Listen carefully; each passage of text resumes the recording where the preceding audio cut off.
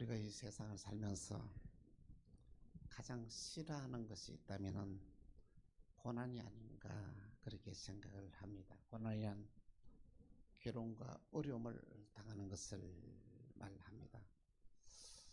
고난의 종류를 살펴보면 경제적으로 가난한 삶이 있습니다. 또 질병으로 어려움을 당하고 고통을 당하는 경우가 있습니다. 또 어떤 경우에서는 갑작스레 어떤 사건이 일어나 가지고 해결하지 못하고 어려움을 당하는 경우들이 있습니다.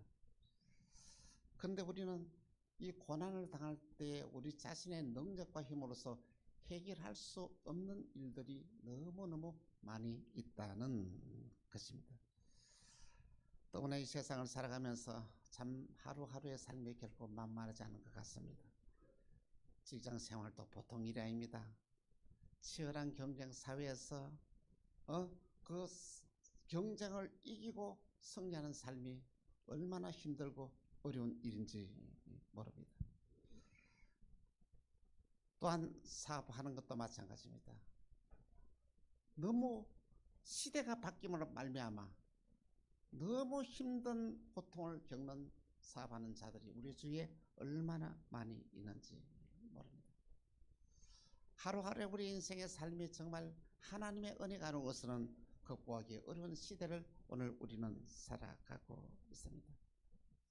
자녀 교육비가 얼마나 많이 들어가는지, 남편 혼자 버려가지고는 이 자녀 교육비를 충당할 길이 없어서 대부분의 현대인들의 가정에서는 남녀가 함께 열심히 노력하고 일하고 있다는 것입니다. 오늘 우리가 살아가는 하루하루 삶이 결코 정말 만만치 않습니다. 그러나 우리가 이 세상을 살아가면서 우리가 당면하는 고난의 의미를 바로 알게 되면 이 고난을 쉽게 이겨나갈 수가 있습니다. 성경 인간에 당하는 고난에 대하여 이렇게 말씀하고 있습니다. 창세기 3장 16절에서 19절에 또 여자에게 이르시되 내가 내게 임신하는 고통을 크게 더하리니 내가 수고하고 자식을 낳을 것이며 너는 남편을 원하고 남편은 너를 다스릴 것이라 하시고 다음 시작.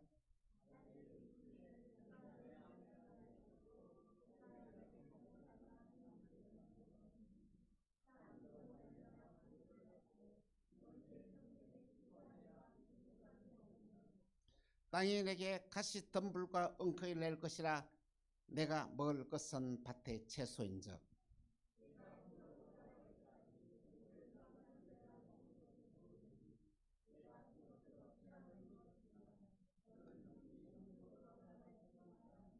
아멘. 오늘 우리가 세상을 살아가면서 이 고난이 잠깐 있다가 없어지는 것이 아니라 한평생 모든 사람들이 고난을 받으면서 우리가 이 세상을 살게 되었다는 말씀인 것입니다. 참 우리가 살아가는 삶을 가만히 되돌아보면 이 고난이 정말 일상의 생활에서 찾아간 문제만 아니라 정신적 고난, 영적인 고난이 우리에게 또 찾아올 때가 있습니다. 우리가 세상을 살아가면서 이런 힘든 일을 당하고 어려운 일을 당할 때에 여러분들은 어떻게 대처하고 있습니까?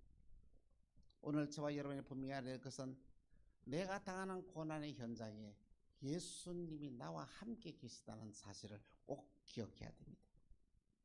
주님이 우리와 함께 하시면은 내가 당하는 게 아닌 고난이 정말로 고난을 끝난 것이 아니라 이 고난을 통하여 하나님께 영광이 되고 고난을 통하여 우리에게 축복이 되고 고난을 통하여 우리 인생에 놀라우신 큰 변화가 일어나는 귀한 축복의 기회가 된다는 말씀인 것입니다. 그렇습니다. 오늘 우리가 이 하루하루의 귀한 살아가는 삶 가운데서 힘들고 어려운 역경을 당하고 시련을 당할 때에 여러분 절망하지 마십시오. 주님이 우리와 함께 계십니다. 그 현장에서 우리가 주님을 만나게 되면 오늘 저와 여러분의 삶에 놀라운 기적의 역사가 일어나게 되는 것입니다.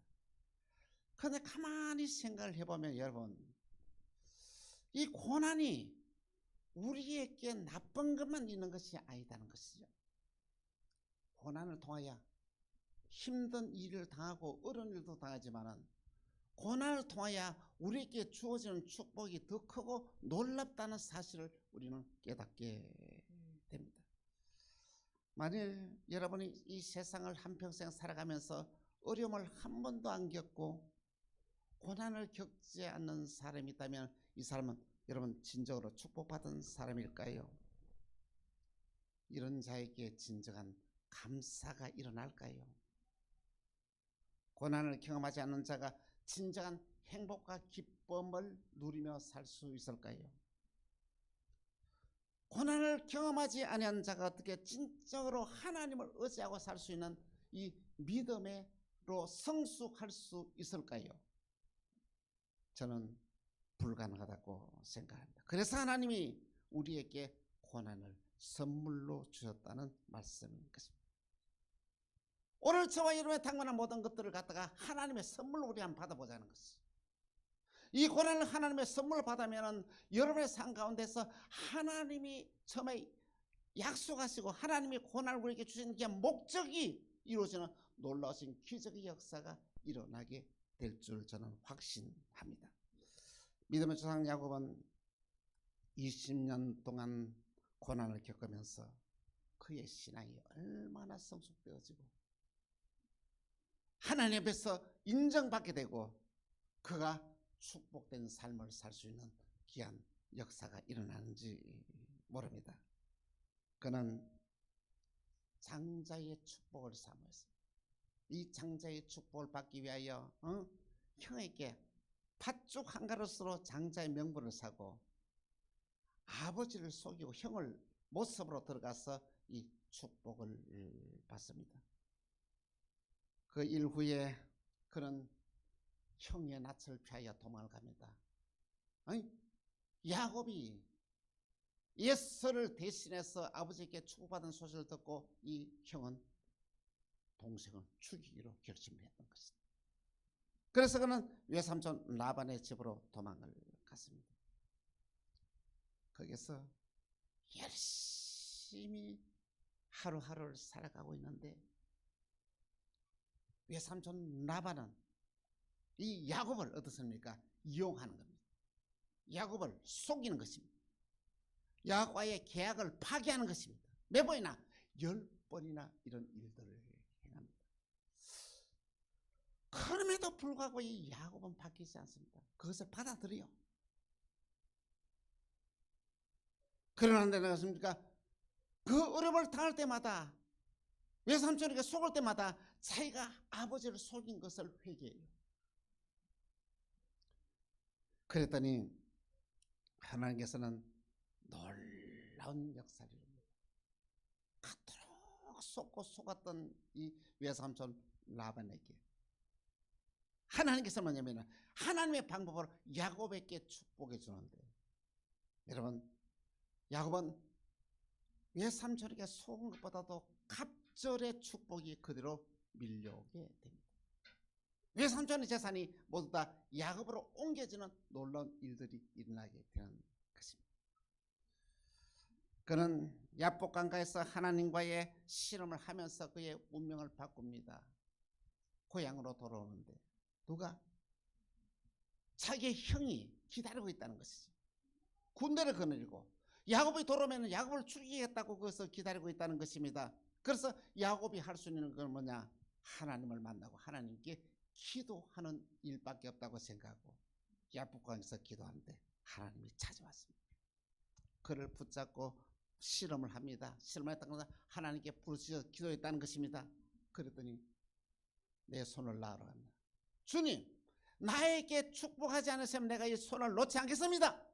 그랬더니 하나님 말합니다. 내 이름이 무엇이냐? 예, 야곱입니다. 다시는 야곱이라고 이러지 말라. 내가 하나님과 겨누어 이겼음이라 하면서 이스라엘이라는 이름을 그에게 주었던 것입니다.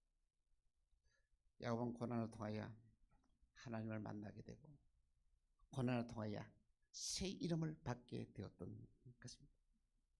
또한 뿐만 아니라 요셉은 13년이라는 긴 고난의 세월을 보내면서 정말로 하나님 앞에서 너무나 귀하게 쓰이는 인재로 성장을 하게 되는데 종으로 팔려왔던 그가 억울한 누명을 쓰고 감옥에 들어간 일도 있었지만 하나님이 그 길이 애굽의 총리가 되게 해서 그의 가족을 살리고 애굽 사람을 살리는 놀라우신 기적의 주인공이 되었다는 말씀인 것입니다.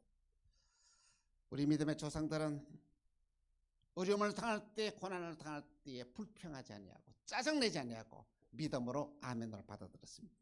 오늘 우리도 하나님이 저와 여러분에게 주셨던 그냥 고난을 믿음으로 받아들이면 하나님께서 놀라우신 역사를 이루시는데 저와 여러분의 당면한 그냥 고난을 통하여 아름다운 열매로 맺어가게 될 것이라고 주님은 약속을 하셨던 것입니다. 오늘 우리는 고난을 통하여 하나님이 나에게 주시는 축복이 어떤 축복이 있는지를 본문의 말씀을 통하여 함께 생각하면서 은혜를 나누고자 합니다. 먼저 첫 번째, 예수님의 고난입니다. 예수님은 이 땅에 고난의 종으로 오셨습니다. 여러분, 전능하신 하나님 인간의 몸을 입으시고 이 땅에 오신 것도 그런데 어디에 태어났습니까? 마구간에서 태어났습니다.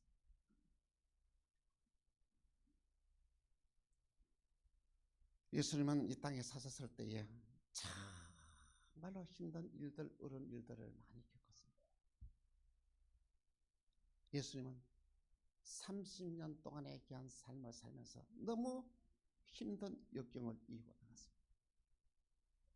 그는 목수로서, 노동자로서 얼마나 땀 흘려서 일하면서 그 품값을 받아서 그의 생계를, 그의 가정의 생계를 위해서. 왜냐하면요, 예수님의 육신의 아버지 요셉이 일찍 세상을 떠나난 뒤에 그 가정에 예수님의 동생들에서 그만 대식구들을 예수님이 다 목수로 돈을 벌여서 그의 가정의 식구들을 먹여 살렸다는 것입니다. 그래서 예수님은 우리가 세상을 살아가면서 어려움을 당하는 가난의 의미를 너무 잘 압니다. 가난이, 고통이 얼마나 심한 것을 예수님이 가난하게 사신 이유가 있다는 것입니다.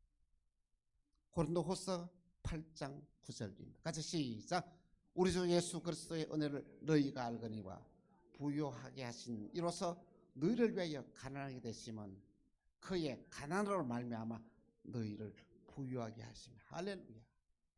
예수님이 가난하게 사신 이유는 뭡니까? 오늘 그를 믿는 저와 여러분들을 부유하게 살게 하기 위해서 예수님이 가난하게 사셨다고 말씀을 하고 있습니다.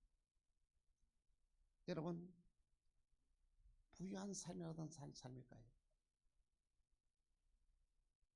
부동산을 많이 가져야 부유한 자일까요? 저축을 많이 해야 부유한 자일까요? 아닙니다. 부유한 자는 내게 있는 것을 가지고 나눌 수 있는 사람이 부유한 자. 오늘 저와 여러분들이 믿음으로 살아가면 이 세상을 살아가면서 남에게 도움을 요청해서 살아가는 것이 아니라 내가 있는 것을 가지고 나누고 살아간다면 이는 부유한 삶이요 축복의 삶이라는 말씀인 것입니다. 우리는 가난하게 살 이유가 없습니다. 왜? 예수님이 우리 대신에 가난하게 사심을 알면 저와 여러분들 부유하게 하였습니다. 우리는 가난을 향하여 명령할 수 있습니다. 예수님의 명하노니 가난아 나에게서 떠나가라 믿음으로 명령해 보십시오. 가난이 떠나가고 부유의 축복이 오게 되는 것입니다. 예수님이 두 번째 당하는 그냥 고난이 뭐냐니까 이 질병의 고난의 무거운 짐도 예수님이 지고 가셨다는 것입니다. 예수님의 공생애 동안에 여러분 가장 하신 일들이 뭡니까? 병자들을 찾아다니면서 모든 병을 고칠 수 있는 일들을 가장 많이 행했다는 말씀인 것입니다. 마태복음 8장 17절에 이렇게 말씀하고 있습니다. 같이 시작. 이는 선지자 이사야를 통하여 하신 말씀에 우리의 연약한 것을 친히 담당하시고 병을 짊어지셨다 하려 하십니다. 할렐루야. 우리 예수님께서는 친히 우리의 연약한 것을 친히 담당하시고 우리의 질병을 지고 가셨다고 말씀하셨습니다. 우리는 예수님 때문에 이 질병에서 노임받을 수 있습니다. 질병에서 자유함을 얻을 수 있습니다. 베드로전서 2장 24절에 또한 이렇게 말씀합니다. 친히 나무에 달려 그 몸으로 우리 죄를 담당하셨으니 이는 우리로 죄에 대하여 죽고 의에 대하여 살게 하려 하심이라. 그가 채찍에 맞음으로 너희는 나음을 얻었나니. 할렐루야. 예수님이 채찍에 맞으심으로 오늘 저와 여러분에게 모든 질병이, 영육의 질병이 고침받았다고 말씀하고 있습니다. 여러분, 오늘 저와 여러분이 이 세상을 살아가면서 건강하게 살아갈 수 있습니다. 하나님께서는 그 은혜를 우리에게 주었습니다. 모세는 그가 죽을 때 120살까지 되었으나 그의 눈이 흐르지 아니하고 그의 기력이 쇠하지 않았다고 약속했습니다. 오늘 저와 여러분이 믿음으로 바로 살아간다면 이 건강의 축복을 받을 수 있게 될 것입니다. 또한 예수님은 십자가의 고난을 우리에게 당하셨습니다. 예수님의 십자가 고난은 저와 여러분의 운명을 바꿔놨습니다. 십자가는 하나님과 우리의 사이의 관계를 회복하는 놀라운 사건입니다. 십자가는 이웃과의 관계 회복을 말합니다. 십자가는 오늘 저와 여러분의 모든 죄를 값을 대신 치루어 주셨다는 귀한 내용입니다. 십자가의 은혜를 받으면 우리의 세상을 살아가면서 하나님의 풍성한 은혜가 더해져서 이 질병에서, 가난에서, 모든 고통에서 노임받는 놀라운 역사가 일어나게 되는 것입니다. 그렇습니다. 우리는 예수님과 함께 죽고 예수님과 함께 다시 살아난 새로운 피조물입니다. 새로운 피조물들은 이 세상을 어떻게 살아가게 됩니까? 예수님이 가난하게 되심으로 우리는 부유한 삶을 살게 되었습니다. 예수님이 채찍에 맞으심으로 우리는 건강한 삶을 살게 되었습니다. 예수님이 십자가에 죽으심을 말미암아 우리의 모든 죄는 다 용서받고 우리는 모두 부활할 수 있는 영생을 얻게 되었다는 말씀인 것입니다. 예수님의 고난은 참으로 아름다운 고난이었던 것입니다. 두 번째로 부질없는 고난입니다. 우리가 세상을 살아가면서 죄를 지으면서 당하는 고난은 부질없는 것입니다. 주님의 말씀 따라 순종하지 못하고 주님이 싫어한 행동만 하면서 벌을 받은 것을, 고난당하는 것을, 이것도 다 부질없는 고난이라는 말씀인 것입니다. 우리가 정말로 하나님께서 우리를 축복해 주시는데 그 하나님의 말씀대로 순종하지 못하고 축복받지 못하고 고난과 어려움을 당한 자들이 얼마나 많은지 모릅니다. 그러나 이 고난의 의미를 바로 깨닫게 되면, 알게 되면 즉시 그의 삶에서 돌이켜서 축복된 길로 갈 수 있는 하나의 동기가 되는데, 고난을 당하는 사람들 가운데서는 이 고난이 원인을 알지 못하고 어디서 오는 것이도 알지 못하고 정말로 고난을 한평생 동안 어려움을 겪으면서 살아가는 자들을 바라볼 때 얼마나 마음이 아픈지 모릅니다. 믿음의 사람은 고난을 당할 때 고난의 의미를 깨닫습니다. 이 고난이 무엇 때문에 나에게 왔겠냐 깨닫게 되고 돌이키게 되고, 돌이키게 되면 하나님께서 놀라우신 큰 언약의 축복을 더해 주시는데 고난을 통하여 우리에게 주시는 축복이 어마어마합니다. 이 축복을 놓치지 마시길 바랍니다. 여러분이 당하는 고난을 통하여 하나님의 살아계심을 확신히 붙잡고 이 고난을 통하여 여러분의 삶에 놀라우신 이 기적의 역사가 일어나게 되는 놀라운 일들이 일어나기를 간곡히 부탁드립니다. 세 번째, 칭찬받는 고난입니다. 우리가 이 세상을 살면서 진리 안에서, 믿음 안에서 바로 살다가 당하는 고난은 정말로 칭찬받는 고난입니다. 주님의 사역을 감당하다가 당하는 고난도 너무나 귀한 고난입니다. 의를 위하여 당하는 고난도 너무 값지고 아름다운 것이라는 것입니다. 예수님의 고난은 이처럼 아름답듯이 믿음으로 살아간 자의 고난도 너무 아름답고 너무 귀하게 결론이 나게 된다는 말씀인 것입니다. 그러면 예수님은 고난을 어떻게 대처하셨을까요? 베드로전서 2장 23절에 이렇게 말씀하고 있습니다. 같이 시작. 욕을 당하시되 맞대어 욕하지 아니하시고 고난을 당하시되 위협을 하지 아니하시고 오직 공의로 심판위에게 부탁하시며. 할렐루야. 고난을 당할 때 같이 싸우고 고난을 당할 때 욕하고 그러지만 고난을 어떻습니까? 달게 받았다는 것이. 고난을 당할 때 하나님께 모든 것을 다 위탁하겠다는 것입니다. 우리가 이 세상을 살아가면서 억울한 누명을 덮어쓰고 고난을 당하고 믿음으로 바로 살다가 고난을 당할 때 얼마나 많습니까? 그때 여러분 기뻐하십시오. 고난 뒤에 주어진 축복은 어마어마하게 놀랍게 예비되어 있다는 말씀인 것입니다. 이삭은 가라에서 엄청난 축복을 받았습니다. 다른 사람들이 다 비가 오지 않아서 농사를 짓지 못할 때 이삭은 거기서 농사를 지었습니다. 어떻게? 이삭에게는 우물 파는 기술이 있었기 때문에.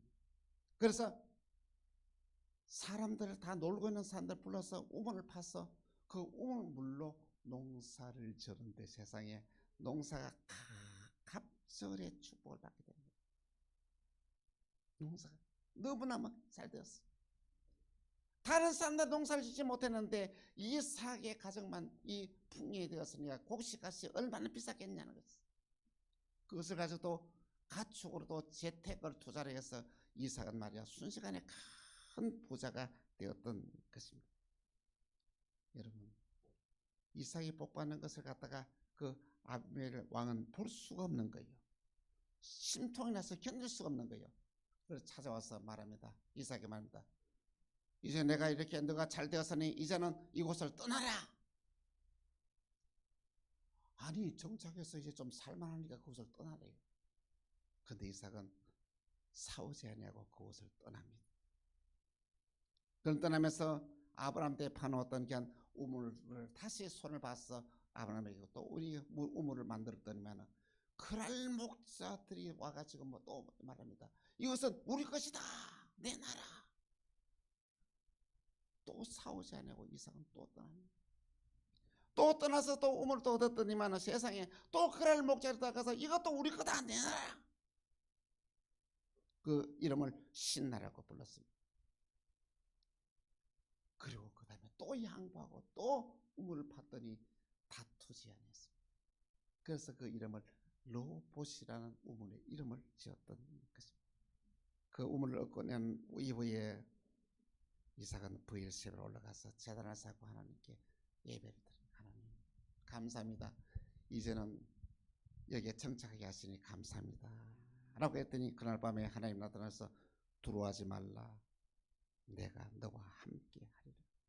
내가 아브라함을 위하여 내가 함께 있어 내게 복을 주어 내 자손을 번성케 하리라. 놀라운 약속의 말씀을 하십니다. 하나님이 그 말씀을 받고 난 이후에 놀라운 기적이 일어났습니다. 어떤 기적이냐면 세상에 아비멜렉이 그의 군대 장한 비오를 데리고 이렇게 이삭을 찾아와서 화해를 요청합니다. 창세기 26장 28절에서 29절 시작. 그들이 이르되 여호와께서 나와 함께 계심을 우리가 분명히 보았으므로 우리 사이에 곧 우리와 너 사이에 맹세하여 너와 계약을 맺으리라 하였노라. 너는 우리를 해하지 말라. 이는 우리가 너를 범하지 아니하고 선한 일만 내게 행하여 내가 평안히 가게 하였습니다. 이제 너는 여호와께 복을 받은지라. 할렐루야. 자기를 대적하는 원수 이 아비멜렉이 그를 이삭을 축복하는 거예요. 또 놀라운 것은 하나님이 너와 함께 하신 것을 내가 봤다. 여러분 여러분이 세상을 살면서 주어야 될 것은 하나님이 함께하는 사람과 여러분 절대 대항해서는 안 됩니다. 하나님과 함께하는 사람 여러분 싸워서는 안 됩니다. 하나님과 함께 되면 여러분의 인생에 놀라우신 여러분 기적이 나는데 그 사람하고 잘 사귀어야 됩니다. 여러분